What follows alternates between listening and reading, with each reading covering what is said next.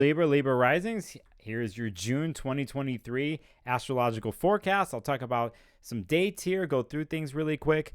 I'm going to start off with June 3rd here because there's a full moon that happens in the mutable sign of Sagittarius, the fire sign that it is.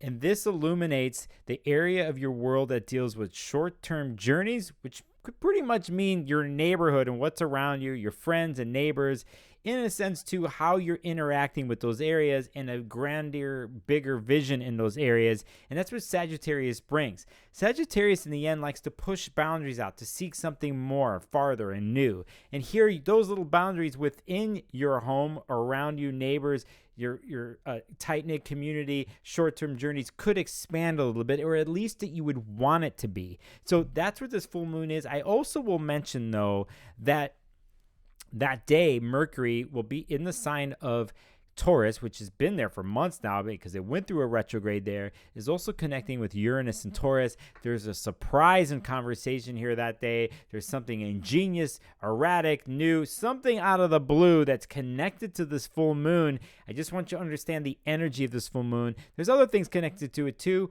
but in general, it illuminates the part of your world that deals with your siblings, your neighbors, your immediate surroundings. When we get to June 5th, Venus, which rules you, the beautiful, beautiful planet, Venus, that deals with money, relationships, harmonization, all the things we deal with how we harmonize in the world and relate to the world, enters the sign of Leo, the fixed fire sign. This is one of the biggest days of the year, and the reason is Venus goes into Leo, and it doesn't just hang out there for a month and a half. It is actually there all the way from June to the end of October, because Venus will go retrograde and go backwards in the sign of Leo in summertime. So this happens in the part of your chart that deals with your friends and community and how your dreams and aspirations are connected to certain groups and community and people. In a sense, sometimes too, is like who is aligned with you, your patrons, people who would support your dreams and wishes and visions.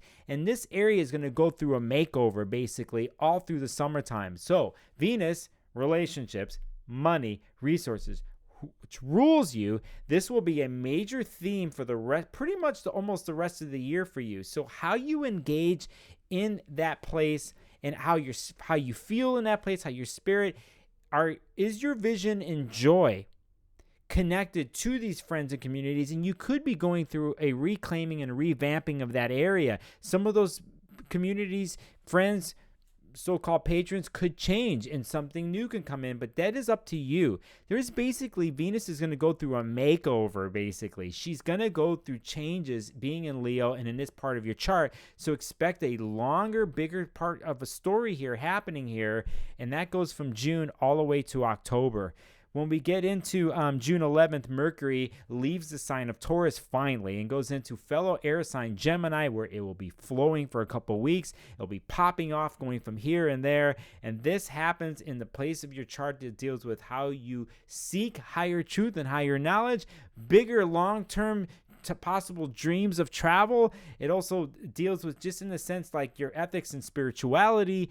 Now Mercury here is seeking different places and ideas and engaging and actually being very sociable in this part of your chart. Now, if you catch this, we had a part of what's going on in your chart this month has to do with your friends and community and your wishes and dreams and aspirations, how it's connected through those friends, and a long-term story of a change there. Then you got another part of your chart that seeks higher truth and knowledge and seeking out and communicating in those areas. You can actually see there's a lot of social engagement going on here, and this is what you are the master of, honestly. Libra Risings, you're into this. You know the story, you know the game, and you know how to play the chessboard too. Let's be real. You might act all Venus-y and soft and tranquil and all this stuff, but we know there's a bigger game that goes on with you sometimes, and you know how to move the chess pieces. Just don't be manipulative about it, but let's be real. This, in a sense, flows for you this month. Now, I don't want to forget something that happens on June 11th, because Pluto, this planet Pluto that deals with regeneration, deals with stories of the deeper story of seeking something in the underworld of wherever it is and finding what is not working anymore and wants to purge things out. That planet has been in the sign of Aquarius, fellow air sign, since March, but it actually is going retrograde now and will go back into the sign of Capricorn on June 11th also.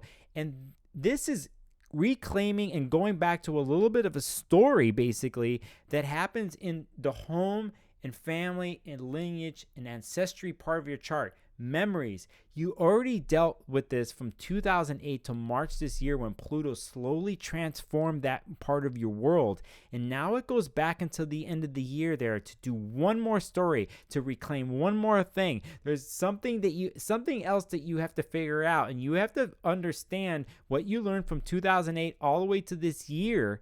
You'll have a chance to apply in a Plutonian sense. And what that means is transformative power play. You're going to take the reins on something to understand the deeper, more subconscious story that deals with what the past is, with home and with family and parents, so on and so forth. Everything in that category, what it means.